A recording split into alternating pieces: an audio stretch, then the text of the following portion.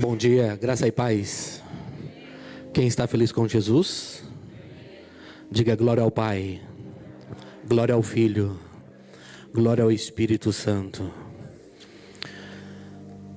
Feche seus olhos por um instante.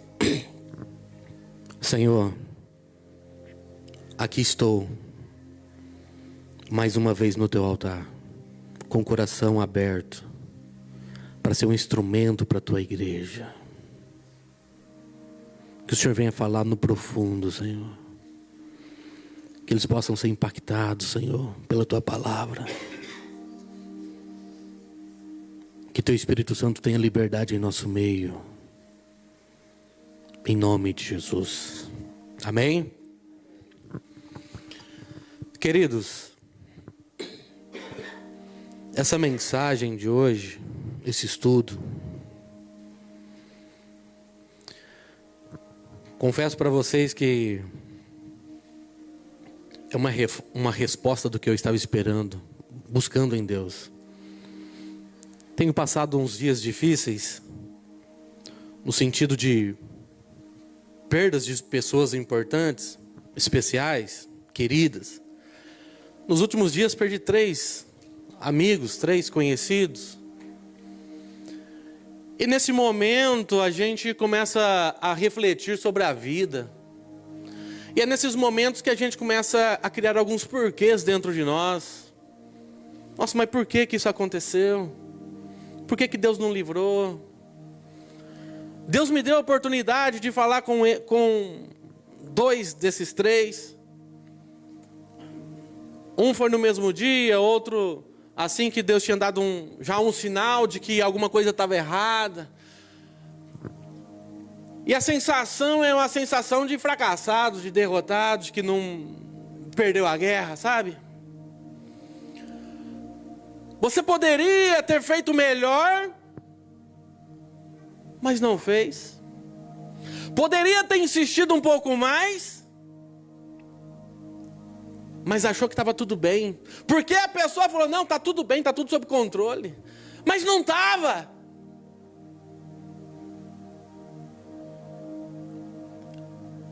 E gerou uma crise dentro de mim essa semana. E a minha esposa tentou me consolar de alguma forma, com algumas palavras.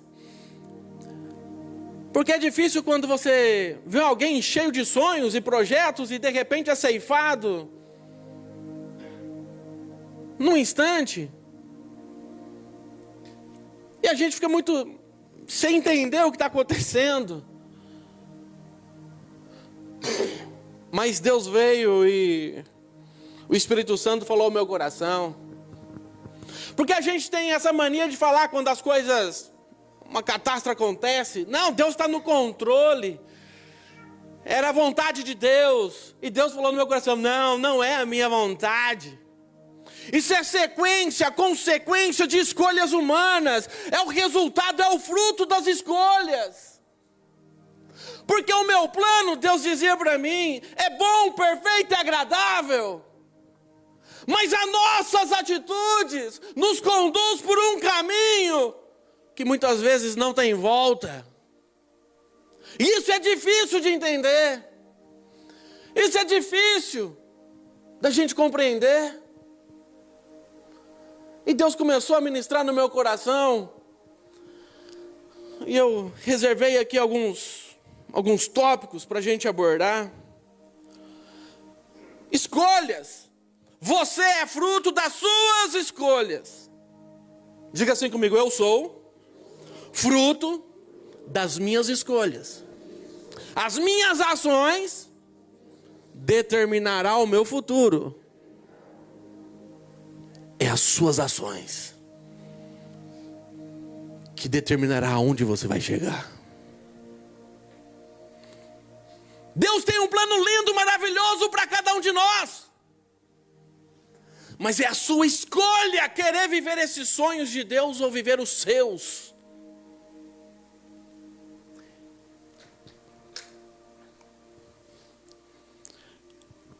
E a palavra de Deus em João 13, 21 em diante diz assim: Jesus, reunido com seus discípulos lá nos seus últimos momentos, Diz assim: depois de dizer isso, Jesus se angustiou no seu espírito e afirmou: em verdade lhes digo que um de vocês vai me trair.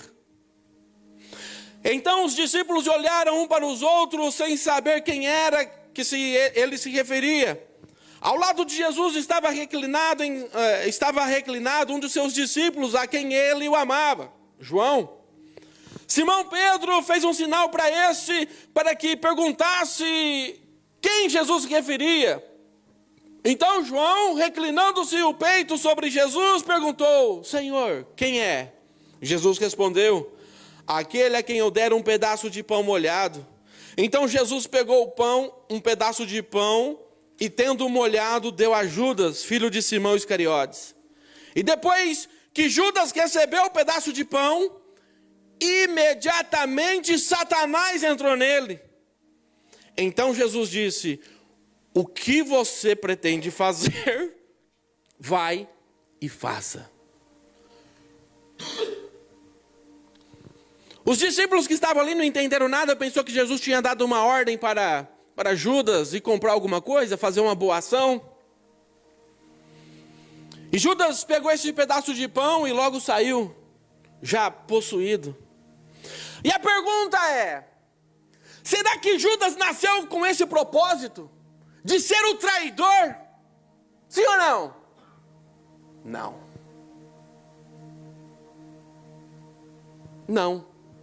As escolhas de Judas o conduziram para esse caminho. Alguém seria usado por Satanás para essa ocasião. Mas não quer dizer que Judas nasceu com esse objetivo. Entende a diferença? A palavra de Deus vem dizer em alguns momentos que Satanás tentou peneirar Pedro. Mas Pedro, apesar de impulsivo, tinha um coração sensível a Deus. As suas escolhas, as suas atitudes é o reflexo das suas escolhas. Você vai agir de acordo com aquilo que você determinar em seu coração. O coração endurecido nos leva a tomar decisões enganadoras. E o que é um coração endurecido?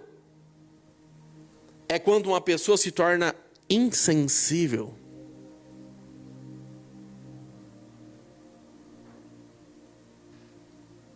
Jesus ele disse assim em Mateus 13:15: porque o coração desse povo está endurecido. Ouviram com os ouvidos tampados e fecharam os olhos, para não acontecer que vejam com os olhos, ouçam com os ouvidos, entendam com o coração, se convertam e sejam por mim curados.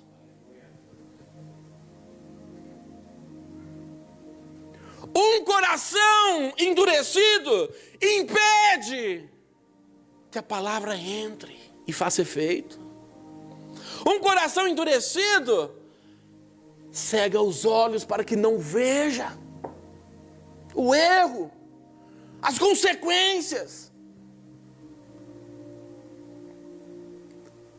Um coração endurecido não tem essa sensibilidade de entendimento, de necessidade de Deus, ao ponto de não se converterem, de não se arrependerem, de não mudarem as suas atitudes, suas escolhas, seu comportamento. E um coração endurecido nunca será libertado, nunca haverá um milagre nele, não haverá cura, não haverá libertação. E Jesus dizendo: porque este povo está com o coração endurecido. E quantas vezes o nosso coração, nós agimos assim? Qual é a causa? Qual é a causa de uma dureza de coração? Hebreus 3,13 nos revela. Pelo contrário, animem uns aos outros durante todo o tempo que se chama hoje, a fim de que nenhum de vocês seja endurecido pelo engano do pecado. Não sejam endurecidos pelo engano do pecado.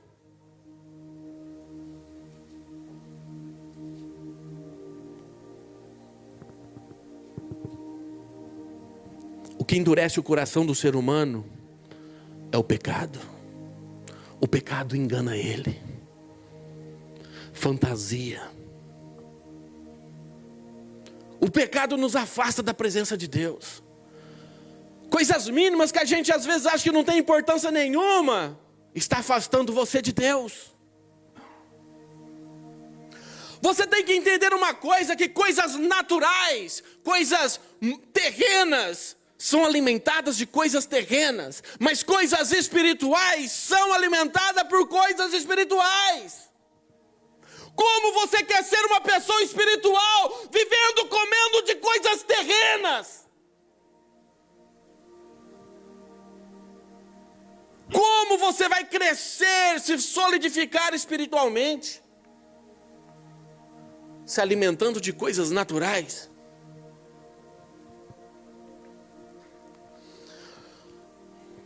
Existia uma lenda egípcia, e você vai entender. Por exemplo, lá em Êxodo 7,14, quando o povo já estava cativeiro lá no Egito, e Deus levanta Moisés, fala assim para Moisés: disse o Senhor a Moisés: o coração de Faraó está obstinado e recusa deixar o povo ir. Obstinado é a mesma palavra de coração endurecido. No outro texto, Êxodo 14:8, é a mesma palavra, só que para a gente na tradução um significado diferente. Diz assim: porque o Senhor endureceu o coração de Faraó, o rei do Egito, para que perseguisse os filhos de Israel, porém os filhos de Israel saíram afeituosamente. Essa mesma palavra, endureceu o coração, é o mesmo que coração duro, obstinado, e também pesou na balança. Então, ou seja, porque o Senhor Deus pesou na balança o coração de Faraó. Existia na mitologia, na cultura egípcia, quando uma pessoa morria, para entrar no reino de Orísis, que era um dos seus deuses, o coração era pesado na balança para denunciar o pecado de forma de julgamento. Então o que eles faziam? Ao morrer, os egípcios tiravam o coração de carne e colocavam o coração de pedra, na tentativa de enganar os seus deuses. Era uma cultura deles. Mas olha o que a palavra de Deus fala em Daniel 5, de 26 a 28. Quando Daniel interpreta algumas palavras, quando o rei Belsazar, lá na Babilônia, estava dando uma festa e umas palavras aparecem na parede. As palavras são Mene, Mene, Tekel, Parsim. O que nos chama a atenção aqui é a palavra Tekel, que foi interpretada por Daniel como: você foi pesado na balança e achado em falta. Você foi pesado na balança e achado em falta. Um coração endurecido nos faz ser achado em falta diante de Deus. Olha só o que a palavra de Deus fala. Jeremias 17:10. Eu, o Senhor, sondo o coração, provo os pensamentos para dar a cada um segundo os seus caminhos, segundo o fruto das suas ações. O Senhor pesa na balança as suas atitudes. As suas escolhas são pesadas na balança. Muitas vezes você não vai conseguir chegar num objetivo que você tanto almeja, uma promessa de Deus para a tua vida, porque você está em falta na balança. Porque as suas atitudes estão impedindo você de crescer, de chegar aonde Deus gostaria que você tivesse. O engano do pecado gera dureza no coração.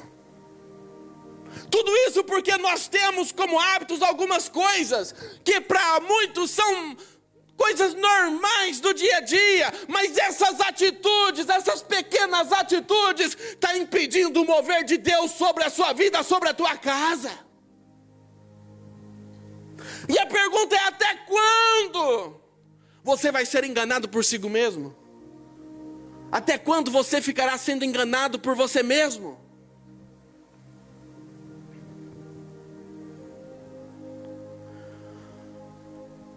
O engano do pecado gera dureza de coração e outras coisas mais. Essa parada não nasceu aqui na terra, isso nasceu lá no céu. O que causou a queda de Lúcifer?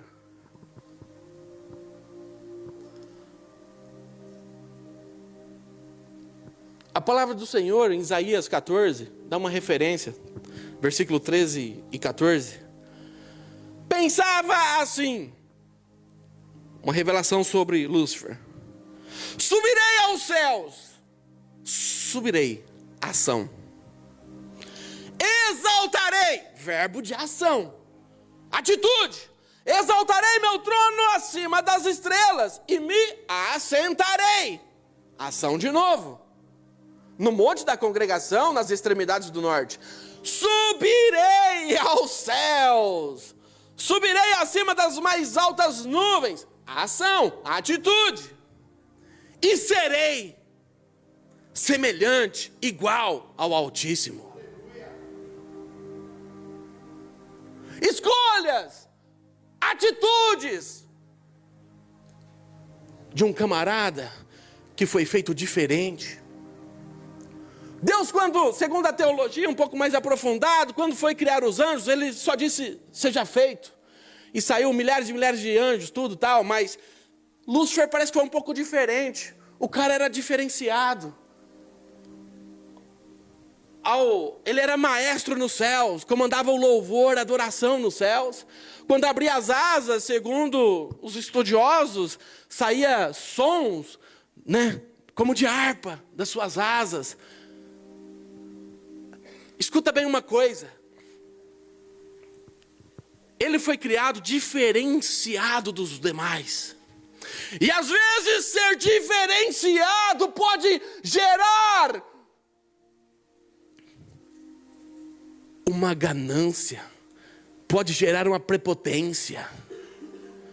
Ei, quando Deus te exaltar por algum motivo, preste bem atenção qual foi o pecado de Lúcifer. Querer ser maior que os outros, se achar o grandão, ao ponto de ser comparado como Deus, semelhante a Deus. E você sabe qual foi a causa de Adão e Eva, da sua queda?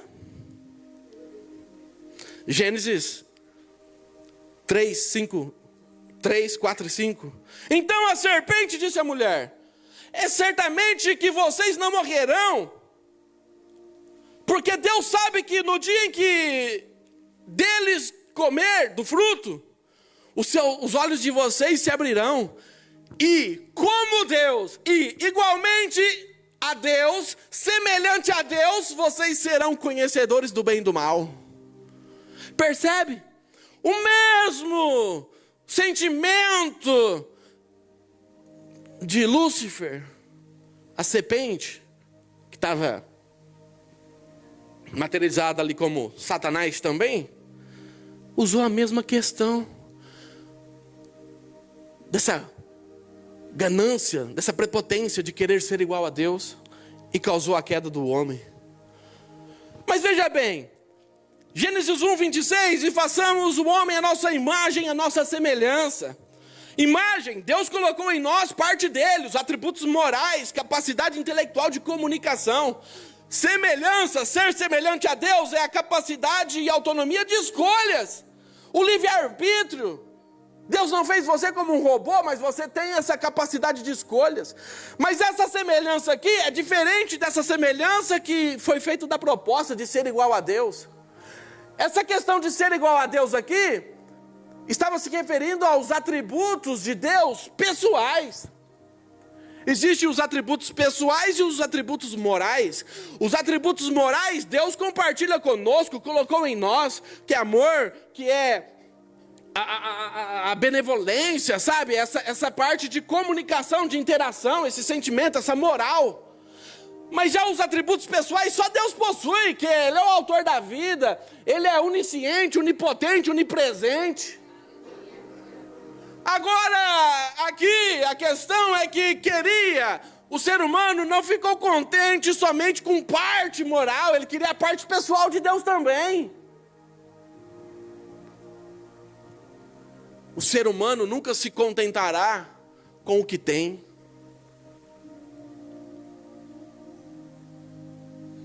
Nunca se contentará com a porção que lhe é dada.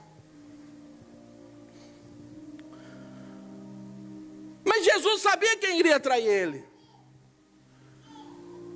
Mas em momento nenhum, ele desfez de Judas. Por exemplo, Lucas 6, 60 a 71, tem uma passagem, e no meio dela aí, dessa passagem, fala assim, Jesus falando, mas há descrentes entre vocês. Ora, Jesus sabia desde o princípio quais eram os que não criam nele e quem iria traí-lo. Então, ou seja, aqui nessa passagem, onde que ele fala um sermão duro e muitas pessoas vão embora, que ele fala que o reino dele é de outro mundo, né, que é um reino espiritual, que para onde ele vai, né, as pessoas irão também. As pessoas acharam meio duro aquele confronto, né, que Jesus estava falando e foi abandonando. Aí Jesus olha para eles e diz, e vocês? Não vão embora também não?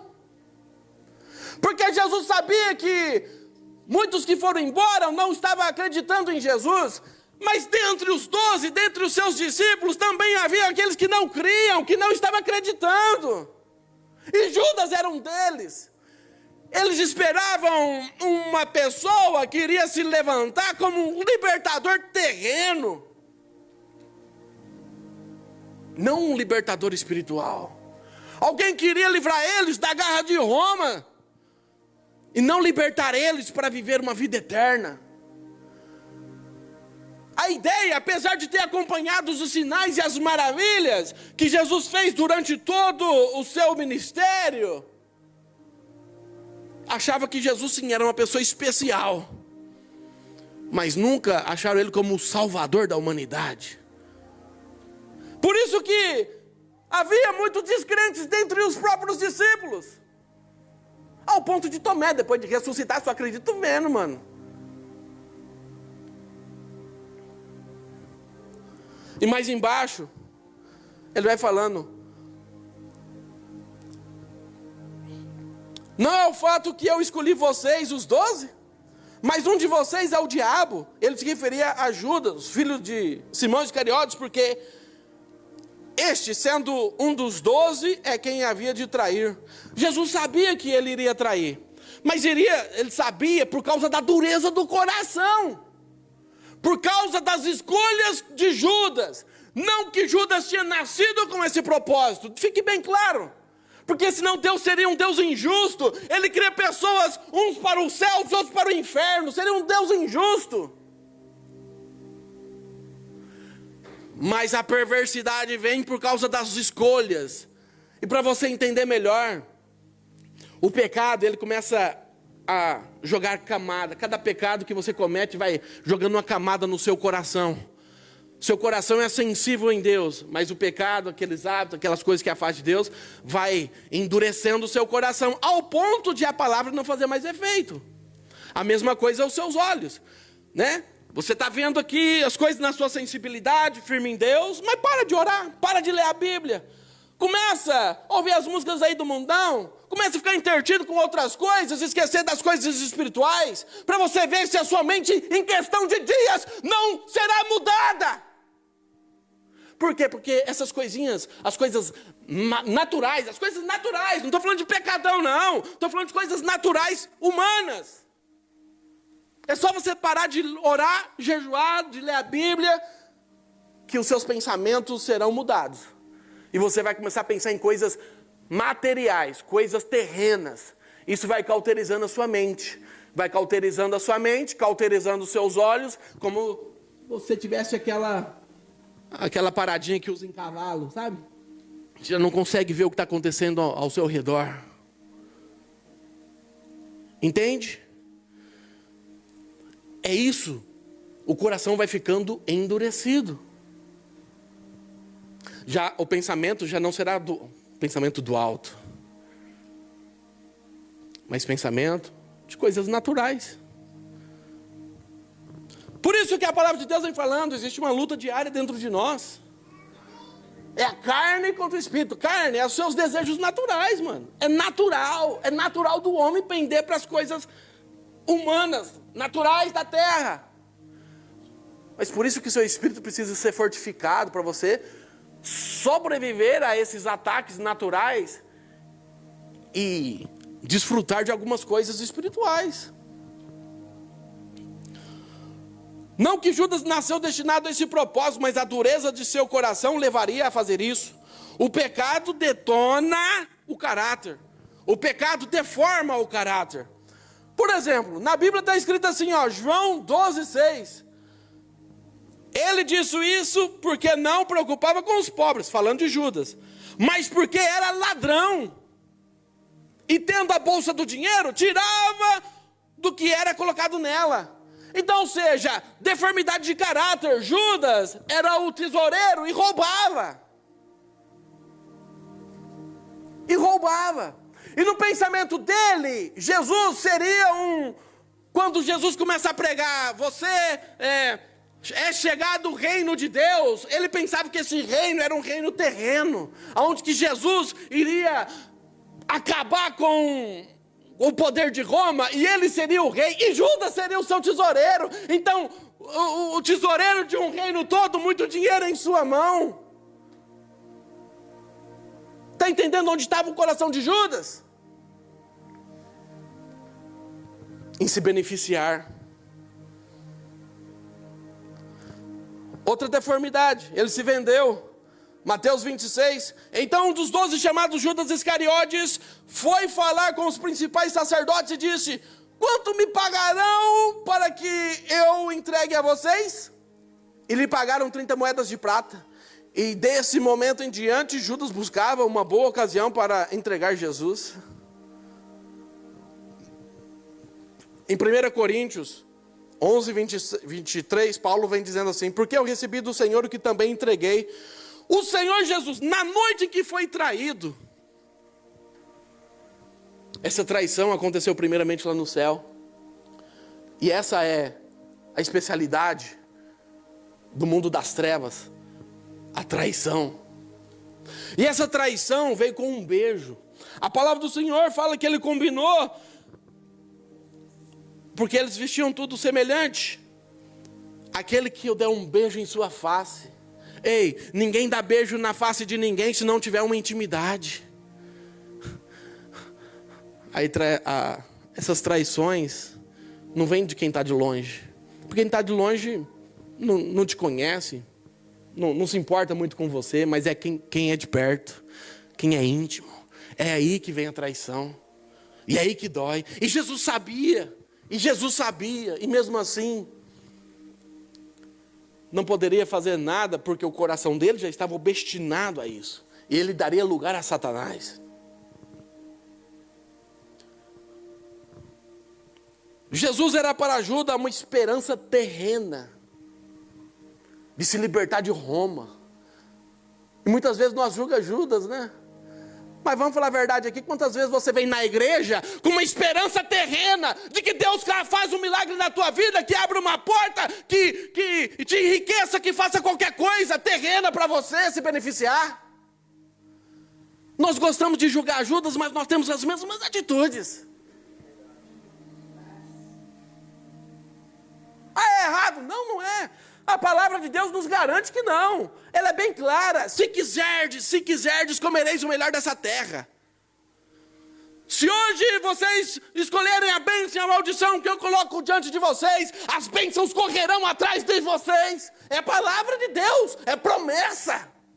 Mas calma lá, existem algumas condições, entende? Existem alguns meios para alcançar essas bênçãos. Mas o nosso coração é obstinado às coisas materiais, coisas terrenas. E a gente esquece que tudo isso daqui é passageiro. Que existe uma eternidade toda pela frente. E nós nos preocupamos com o momento de hoje. E esquecemos de cuidar da nossa eternidade.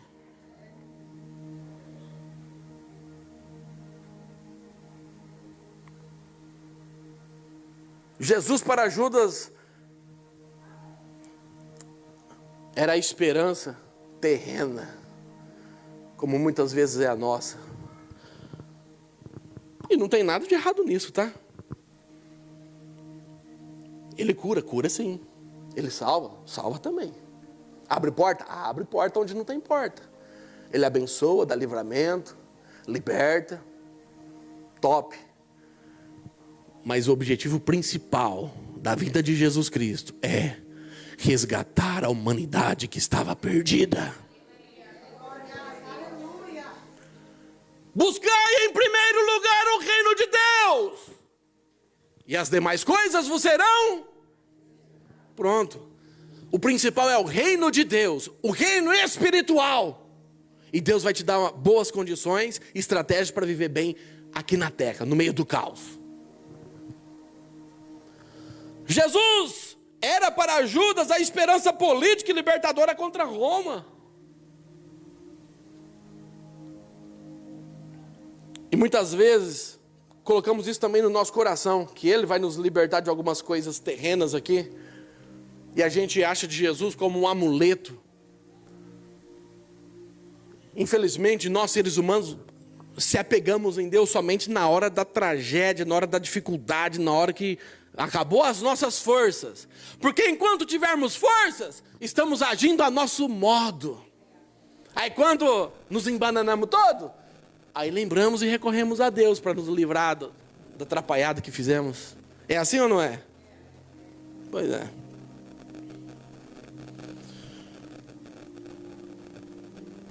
Judas fez a sua escolha e foi guiado por Satanás.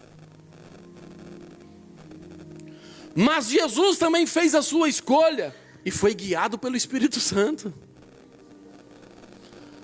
Como lemos, Judas, ao pegar aquele bocado de pão, Satanás entrou nele.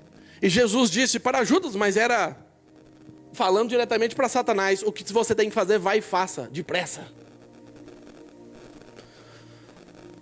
Mas em Mateus 4:1, a seguir, Jesus foi guiado pelo Espírito Santo para ser tentado no deserto. Essa é a diferença. E você? Quem guia a sua vida? As obras da carne ou as obras do Espírito? Para finalizar, Gálatas 5:16. Digo, porém, o seguinte: vivam no Espírito, e vocês jamais satisfarão o desejo da sua carne. Ou seja, você aniquilará as oportunidades do seu coração ficar endurecido, obstinado.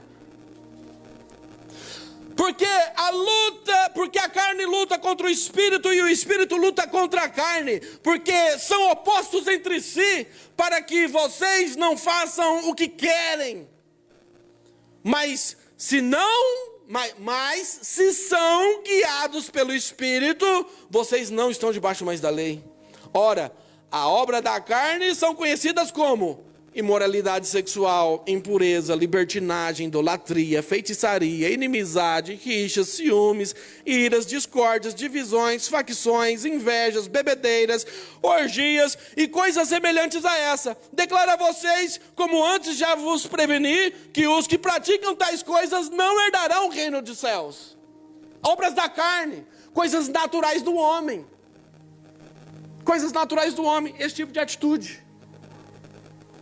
Mas, se você é guiado pelo Espírito, ele gerará um fruto dentro de você, que é amor, alegria, paz, longanimidade, benignidade, bondade, fidelidade, mansidão, domínio próprio. E contra essas coisas não há lei. E os que são de Cristo crucificaram a carne com as suas paixões e os seus desejos. Se vivam no Espírito, andem também no Espírito. Se vivermos no Espírito, andemos também no Espírito. Escolhas, você é escolhas. Você é fruto das suas escolhas. Aonde você quer chegar? Chama o pastor, chama o grupo de louvor. Aonde você deseja chegar? O que tem dominado a tua vida? Deus tem um plano perfeito para cada um de nós. Mas é escolha sua querer viver, experimentar ou não. A escolha é de vocês, a escolha é nossa, é individual. Judas teve o seu momento. As suas escolhas, as suas decisões levaram ele por esse caminho. Lúcifer teve as suas escolhas e levou ele pelo caminho que ele escolheu.